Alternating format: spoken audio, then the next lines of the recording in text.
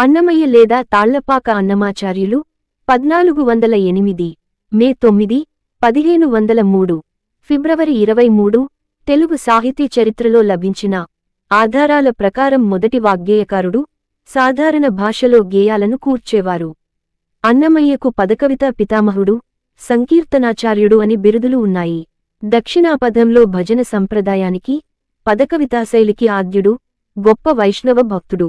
తిరుమల శ్రీవేంకటేశ్వరస్వామిని, అహోబిలములోని నరసింహస్వామిని, ఇతర వైష్ణవ సంప్రదాయ దేవతలను కీర్తిస్తూ 32,000కు పైగా కీర్తనలు రచించాడు. అన్నమయ్య పాటలు, పదాలు, పద్యాలలో భక్తి, సాహిత్యం, సంగీతం, శృంగారం, భావలాలిత్యం పెనవేసుకుని ఉంటాయి. కన్నడ వాగ్గేయకారుడు పురందరదాసు అన్నమయ్యను శ్రీనివాసుని అవతారంగా ప్రశంసించాడంటారు. శ్రీమహావిష్ణువు ఖడ్గమైన నందకం అంశతో అన్నమయ్య జన్మించాడని శ్రీవైష్ణవ సంప్రదాయంలో నమ్మకం ఉంది. ప్రధాన మందిరంలో ఘంట అవతారమని కూడా కొందరి అభిప్రాయం. త్యాగయ్య, క్షేత్రయ్య, రామదాసు వంటి సంకీర్తనాచార్యులకు అన్నమయ్య మార్గదర్శకుడు.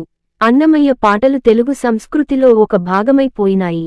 జనాల నోళ్లలో నాటుకొని పోయినాయి. తుమ్మెద పాటలు, గొబ్బిళ్ల పాటలు, శృంగార గీతాలు, ఆధ్యాత్మిక పదాలు ఇలా అనేక రకాలైన శైలిలో పాటలు రాశాడు అన్నమయ్య. ఈ వీడియో మీకు నచ్చినట్లయితే వీడియోని లైక్ చేసి సబ్స్క్రైబ్ చేసి శ్రీరాముని కృపను పొందగలరు. జై శ్రీరామ్.